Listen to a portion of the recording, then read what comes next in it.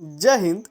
15 जून 2020 की रात को गलवान वैली में एक घटना होती है, वो भी भारतीय सेना और चीनी सेना के बीच। इन तारीखों के बाद ये चौथा मौका था जब भारतीय चीन सीमा पर स्थिति इतनी तनावपूर्ण हो गई थी कि बात जंग तक पहुंच गई थी। रोजाना हाई कमांड की मीटिंग होती थी, चीन और भारत के सेना के आला दर्जे के ऑफिसरों की मीटिंग होती थी। खैर छोड़िए, हम बात करने वाले हैं कोको आइलैंड के बारे में। जी हाँ, कोको द्वीप। भारत चीन सीमा विवाद में गलवान वैली में चीन सैनिकों द्वारा भारतीय सैनिकों पर हिंसक हमले के बाद से दोनों देशों के बीच एक कड़वाहट सी पैदा हो गई। इस हमले ने एक बार फिर से इस बहस को प्रज्वलित कर दिया कि यह भारत के पहले प्रधानमंत्री जवाहरलाल नेहरू की सब गलती का नतीजा है। अगर नेहरू ब्रिटिश सरकार के सामने रणनीतिक समझ दिखाई होती और उनके साथ सख्ती से पेश आए होते तो भारत को आज यह दिन ना देखना पड़ता।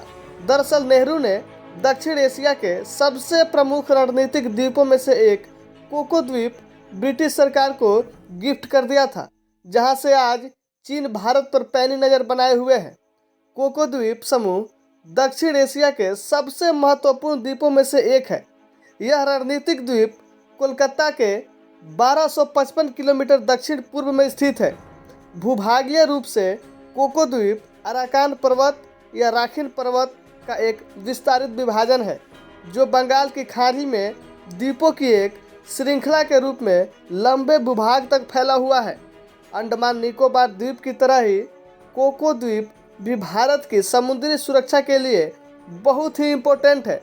हुआ ये, जब भारत में ब्रिटिश राज खत्म हो रहा था तब देश के सामने ऐसे कई मुद्दे थे जिनके बारे में कुछ स्पष्ट नहीं था।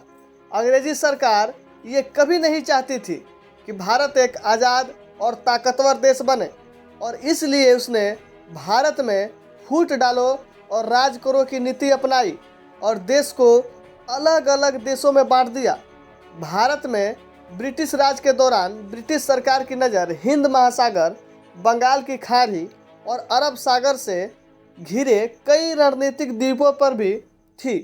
अंग्रेजी सरकार इन द्वीप समूहों पर अपना अधिकार रखना चाहती थी, जिससे वह हमेशा भारत पर राज कर सके। अंग्रेजी सरकार के साथ साथ पाकिस्तान की नज़र भी इन द्वीप पर समूहों पे हमेशा से रही। पाकिस्तान लक्षद्वीप पर कब्जा करना चाहता था, जिससे वह भारत की गतिविधियों पर नज़र रख सके, लेकिन सरदार पटेल की समझदारी और कुशल नेतृत्व की वजह से ये ऐसा नहीं हो सका। सरदार पटेल ब्रिटिश सरकार के सामने नहीं झुके और ऐसा नहीं होने दिया। सरदार पटेल ने पाकिस्तान से पहले ही लक्षद्वीप पर भारतीय नौसेना तैनात कर दी थी। जब ब्रिटिश सेना को लगा कि सरदार पटेल कभी भी अंडमान निकोबार ब्रिटिश सरकार को नहीं देंगे, तब उन्होंने कोको द्वीप अपनाने की कोशिश की। कोको द्वीप पर अधिकार पाने के लिए लॉर्ड माउंटबेटन ने भारत के पहले प्रधानमंत्री जवाहरलाल नेहरू के सामने कोको द्वीप को लेकर त्रिपक्षीय समझौते का प्रस्ताव रखा। 1950 में नेहरू ने भारत का यह कोको द्वीप समूह बर्मा यानी म्यांमार को गिफ्ट कर दिया, और बाद में बर्मा ने यह द्वीप चीन को दे दिया, जहां से आज चीन भारत पर निगरानी रखता है। कैसे चीन कोको द्वीप से रखता है भारत पर नज़र, जानते हैं? भारत के लिए कोको द्वीप सामरिक दृष्टि से बहुत महत्वपूर्ण है, क्योंकि यह मलक्का के जलपोत के बहुत करीब है। रिपोर्ट्स के मुताबिक 1990 से ही चीन कोको द्वीप पर लगातार अपनी सैन्य गतिविधियां बढ़ा रहा है, जिससे वह भारत पर पैनी नज़र रख सके। चीन ने कोको द्वीप पर एक मॉनिटरिंग स्टेशन और रडार स्टेशन भी स्थापित किया है, जिससे वह भारतीय नौसैनिक गतिविधियों पर निगरानी रखता है।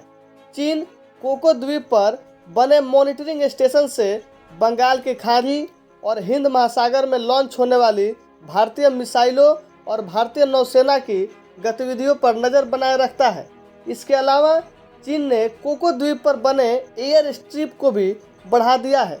चीन ने भारत के आसपास कई बंदरगाह बना लिए हैं।